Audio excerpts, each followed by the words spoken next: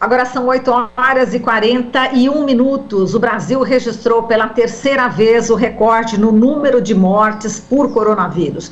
1.840 pessoas morreram nas últimas 24 horas. Já são 259.402 vidas perdidas desde o início da pandemia. Em protesto, houve panelaço em diversas cidades do país contra esse cenário assustador.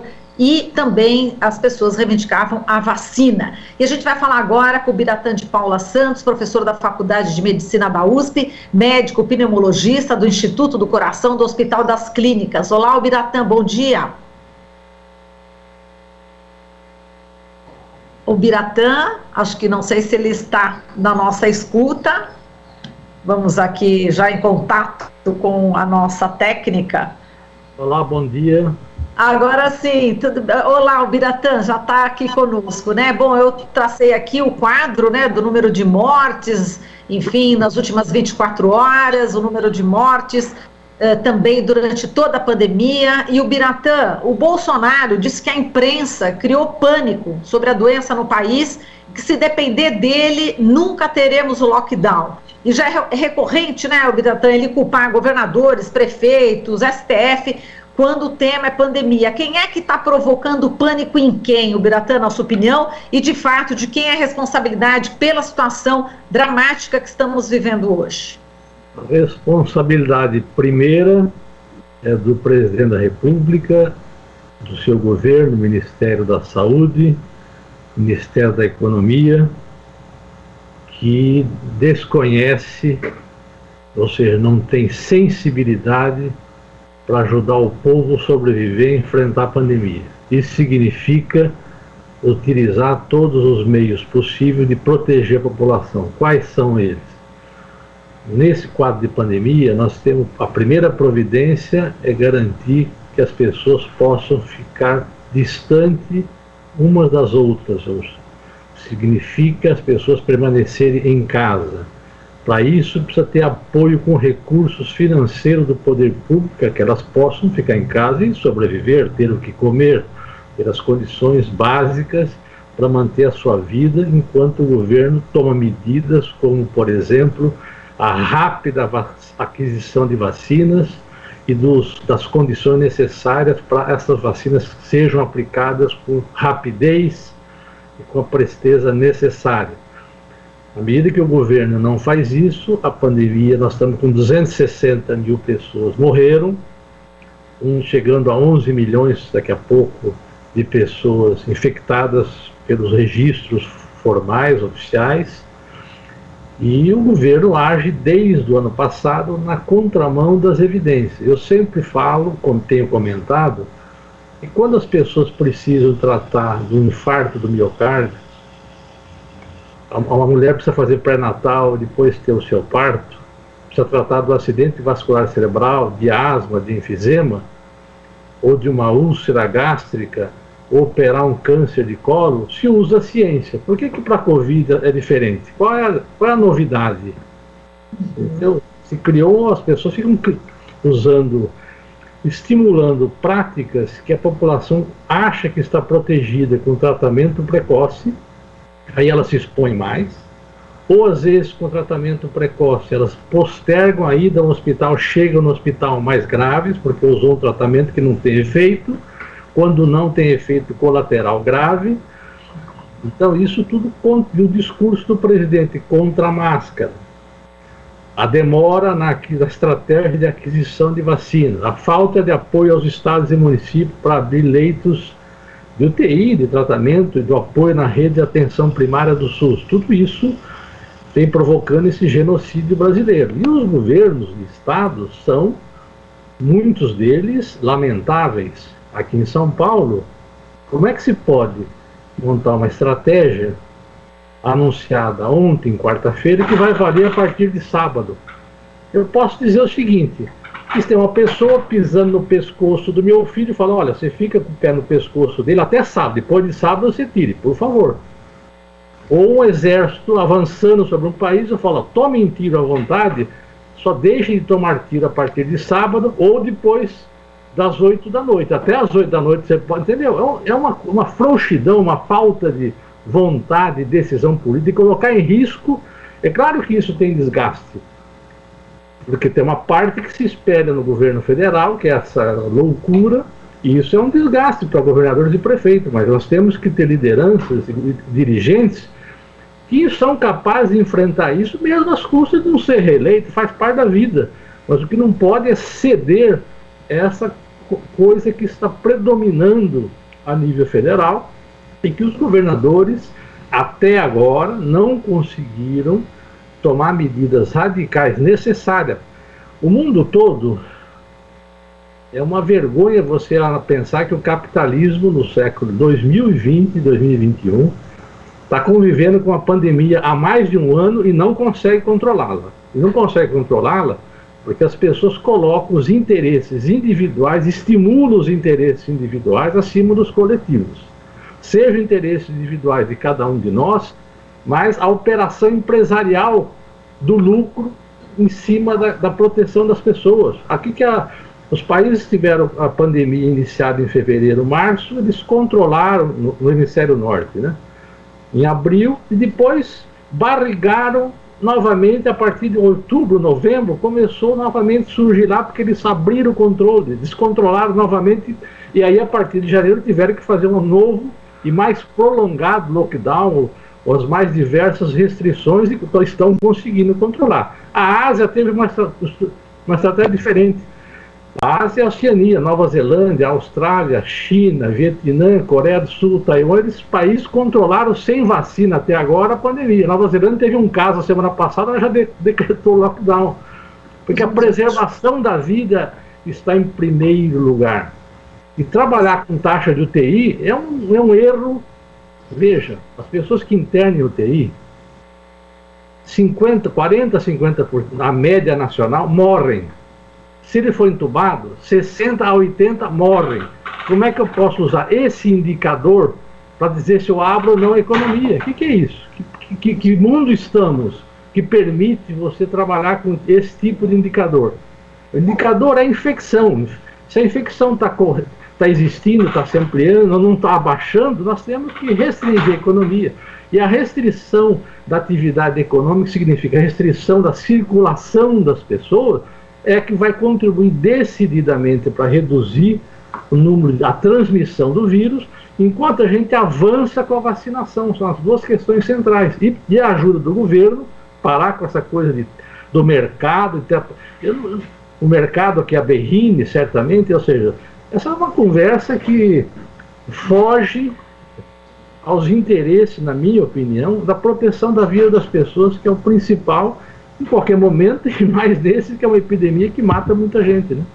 Exato, mata muita gente, e agora também ricos, né, que tem convênio médico top de linha, tipo Einstein, tipo Sírio-Libanês, enfim, hospitais de primeira linha, eles também já estão em risco, não é isso? Quer dizer, agora é capaz dessas pessoas serem socorridas pelo sistema público, né, Albiratã?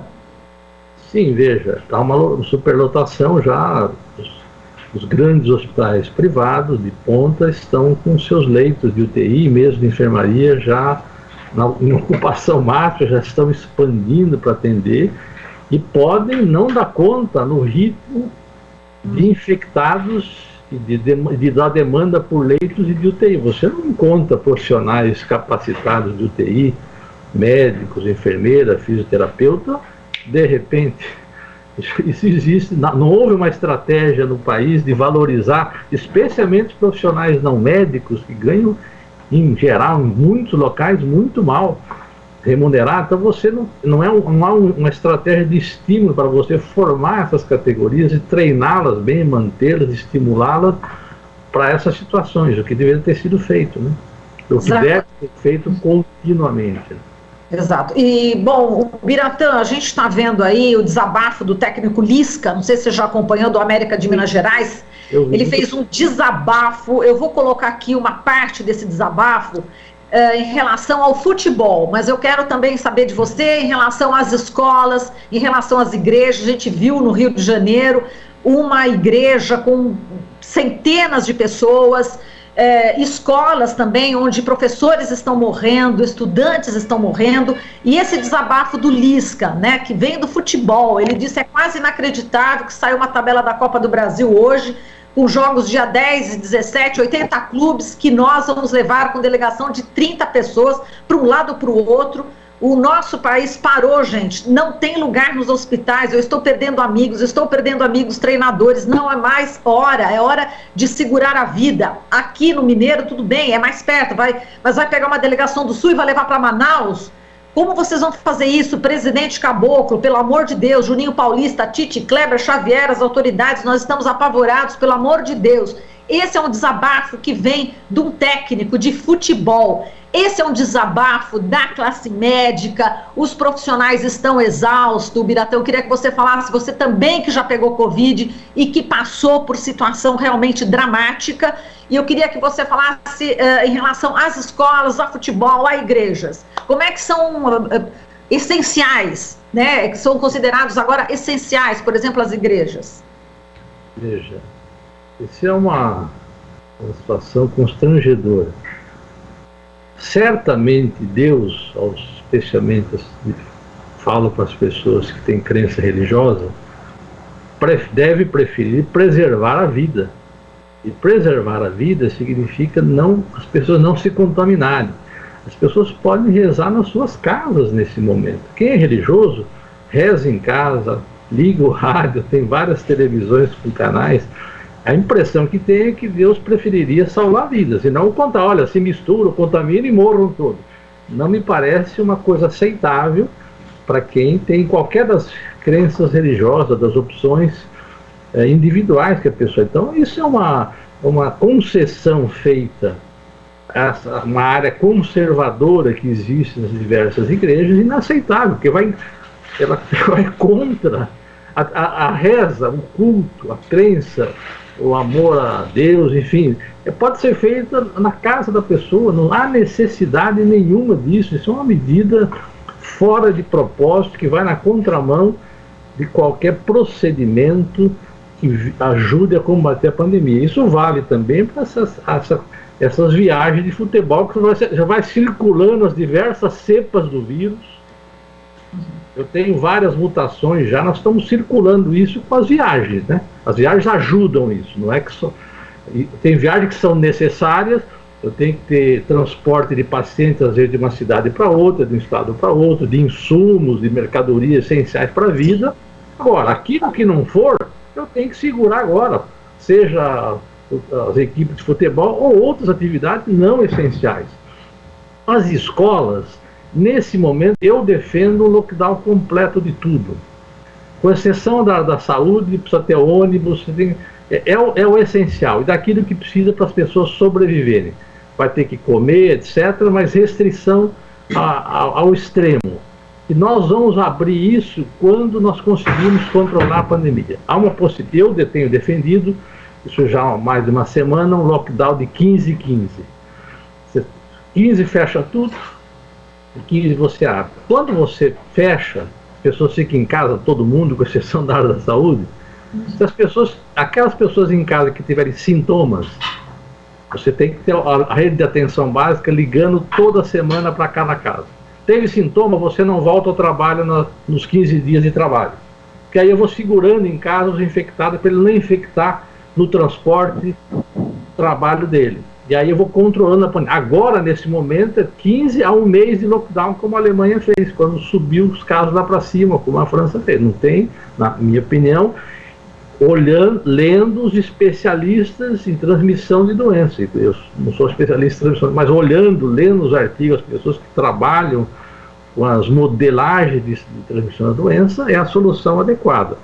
As escolas têm que fazer parte disso também. O que eu recomendo é que os professores, os diretores e os pais tenham uma posição ativa. Eles têm que construir em cada cidade como é que está cada escola e como é que nós vamos resolver isso no processo de sair da pandemia. Eu não posso não ter nenhuma... Eles têm que construir isso, não pode deixar para o governador ou o presidente. Cada cidade tem escolas estaduais e municipais, a comunidade escolar. Aqui precisa para voltar à aula daqui a um mês, sei lá. precisa ter limpeza, tem ventilação adequada, a merenda é feita no local adequado, é possível isolamento, diminuir pessoas da sala, eles têm que fazer um diagnóstico de cada escola, cada diretor, professor, corpo docente de cada escola, eles já conhecem isso de cor e salteado, só eles reunirem, produzir isso, nós queremos ter aula, mas nessas condições, 1, 2, 3, 4, e vacinar todo o corpo de funcionário de uma escola, por exemplo, eles deviam, em vez de ficar só falando que não deve, acho que não deve voltar a aula agora, eu acho que eles deviam ter uma posição muito ativa até para se contrapor à confusão que está, senão eles ficam só se defendendo contra o governo que quer abrir uma hora, fechar um pouquinho, abrir, entendeu? Acho que deveriam ter uma posição mais ativa nesse sentido. Nesse sentido, também os professores estão em greve, né, Biratã? Eles fazem greve justamente para poder combater exatamente isso que você está falando. Agora, o The New York Times, o The Guardian, né, que são publicações importantíssimas no mundo, de grande relevância e internacional, já colocou matérias, né, dizendo que o Brasil já representa aí uma ameaça global, né, com risco de gerar aí novas e mais letais variantes do coronavírus. Você acha que aqui no Brasil a gente não conseguiu controlar, né? Como você falou, a gente não conseguiu controlar. Você acha que essa pressão interna vem de fora, ou seja, do exterior para cá, uma pressão, enfim, uma medida mais drástica? O que você imagina, Biratã, nesse momento? Você vê que se você olhar o mapa do mundo, raro o país que está aceitando receber pessoas do Brasil e mesmo assim com restrições daqueles que aceitam. Nós estamos um país bastante isolado pela quantidade descontrolada de infectados por dia, de mortes e da disseminação da doença, decorrendo da disseminação do vírus e da doença. Então essa pressão, obviamente, na minha opinião, tem impacto no setor econômico nacional, que tem sido um grande travador de medidas sanitárias adequadas. O pessoal do PIB olha o umbigo do seu negócio. Uma coisa é o pequeno comércio, uma grande parte das empresas que precisam de ter uma operação de apoio do governo para não demitir os trabalhadores e retomar em condições melhores. A outra coisa, eles não falam. Você vê os anúncios, às vezes em página inteira de jornais, onde a preocupação com a morte, os 260 mil óbitos, some, desaparece. Entendeu? Há o discurso do umbigo, da questão da minha empresa, do meu lucro, da minha atividade. Nós queremos que a atividade produtiva permaneça. Quem dá emprego, gera emprego, não queremos que eles vão à falência e as pessoas para a rua. Então os governos estaduais e nacional eu vi agora que os governadores estão tentando se reunir e parece que estão em vias de construir um pacto de criar uma governança dos 27 governadores ao arrepio do governo federal, que a cada dia só fala bobagem e prejudica o controle da pandemia. Agora, existe um problema real, que é o governo federal é o emissor da moeda, ele que pode, por exemplo, principalmente dar ajuda de pagamento de um auxílio emergencial robusto para que as pessoas possam ficar em casa enquanto nós controlemos a pandemia. Perfeito, Biratã. Bom, a gente já chegou aqui no final do jornal, infelizmente, mas a gente espera novamente poder conversar com você, uma pessoa que está aí no fronte, que já sofreu na pele, né, todo esse problema da Covid e que fez assim um pronunciamento aqui dos mais importantes, viu, Biratã? A gente agradece demais a sua participação e até a próxima. Muito obrigado e até a próxima. Um abraço a todos. Você está ouvindo Jornal Brasil Atual. As notícias que os